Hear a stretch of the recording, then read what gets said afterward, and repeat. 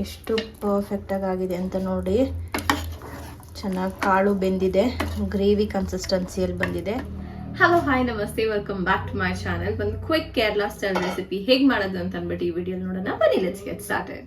So ಕಡಲೆ ಕರಿ ಮಾಡೋದಕ್ಕೆ first ನಾನು ಕಾಬೂಲ್ ಕಡಲೆನ ನೆನೆಸಿಟ್ಕೊಂಡಿದ್ದೀನಿ. ನಾನು ಓವರ್ ನೈಟ್ ಸೋಕ್ ಮಾಡಿಲ್ಲ, ನಾನು ಬಿಸಿನೀರು ಹಾಕಿ ನೆನೆಸಿಟ್ಕೊಂಡಿದ್ದೀನಿ ಮಾಡೋಕ್ಕೆ 1-2 ಅವರ್ ಮುಂಚೆ. ಇವಾಗ ಒಂದು ಮಿಕ್ಸಿ ಜಾರ್ ಎತ್ಕೊಳ್ಳೋಣ. ಮಿಕ್ಸಿ ಜಾರ್ಗೆ ನಾವು ಕಟ್ ಮಾಡಿರೋಂಥ ಈರುಳ್ಳಿ ಸೇರಿಸ್ಕೊಳ್ಳೋಣ. ಈರುಳ್ಳಿ ಜೊತೆ ತೆಂಗಿನಕಾಯಿ, ಒಂಚೂರು ಬೆಳ್ಳುಳ್ಳಿ ಹಾಗೂ ಶುಂಠಿ ಸೇರಿಸ್ಕೊಳ್ಳೋಣ. ಆ್ಯಂಡ್ ಖಾರಕ್ಕೆ ನಾನಿಲ್ಲಿ ಬರ್ಡ್ ಐ ಚಿಲ್ಲಿ ಸೇರಿಸ್ಕೊಳ್ತಾ ಇದ್ದೀನಿ. ಇದನ್ನ ಕಾಂದಾರಿ ಮೊಳಗ ಅಂತಲೂ ಕರೀತಾರೆ ಮಲಯಾಳಮಲ್ಲಿ. ಇದಕ್ಕೊಂಚೂರು ಜೀರಿಗೆ, ಹಾಗೆ ಒಂಚೂರೇ ಚೂರು ಸೋಂಪು ಫ್ಲೇವರಿಗೋಸ್ಕರ. ಇದಕ್ಕೆ ನಾನು ಅರಿಶಿನ ಕೂಡ ಹಾಕ್ಕೊಳ್ತೀನಿ ಮಸಾಲಾಗೆನೆ. ಇದಕ್ಕೆ ನಾನು ಪಾಪಿ ಸೀಡ್ಸ್ ಸೇರಿಸ್ಕೊಳ್ತಾ ಇದ್ದೀನಿ. ಪಾಪಿ ಸೀಡ್ಸ್, ಗಸಗಸೆ,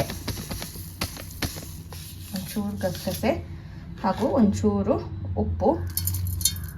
ಇವಾಗಿನ ಫೈನ್ ಪೇಸ್ಟ್ ಮಾಡ್ಕೊಳ್ಳೋಣ. ಇಲ್ಲಿ ಚೆನ್ನಾಗಿ ಫೈನ್ ಪೇಸ್ಟ್ ಆಗಿದೆ. ಇವಾಗ ಸೈಡಲ್ಲಿ ಒಂದು ಕುಕ್ಕರ್ ಇಟ್ಕೊಂಡಿದ್ದೀನಿ. ಕುಕ್ಕರ್ ಚೆನ್ನಾಗಿ ಕಾದಿದೆ. ಇವಾಗ ಇದಕ್ಕೆ ನಾನು ಕೊಬ್ಬರಿ ಎಣ್ಣೆ ಸೇರಿಸ್ಕೊಳ್ತಾ ಇದ್ದೀನಿ.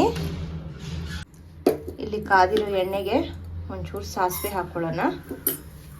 ಸಾಸಿವೆ ಒಂಚೂರು ಚಟಪಟ ಅಂತಿದ್ದಂಗೆ ನಾವು ಈರುಳ್ಳಿ ಹಾಗೂ ಕರಿಬೇವು ಸೇರಿಸ್ಕೊಳ್ಳೋಣ. ಇವಾಗ ಇದು ಚೆನ್ನಾಗಿ ಫ್ರೈ ಆಗಲಿ.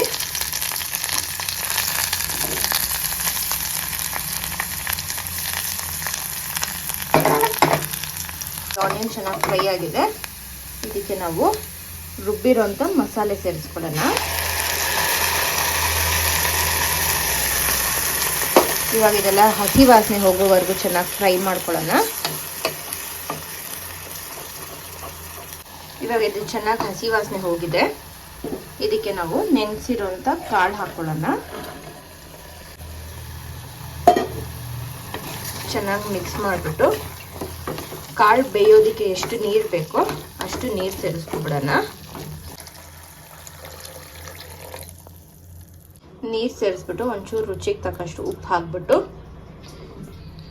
ಇನ್ನು ಕ್ಲೋಸ್ ಮಾಡಿಬಿಟ್ಟು 3 ವಿಸಿಲ್ ಬರೆಸ್ಕೊಳ್ಳೋಣ.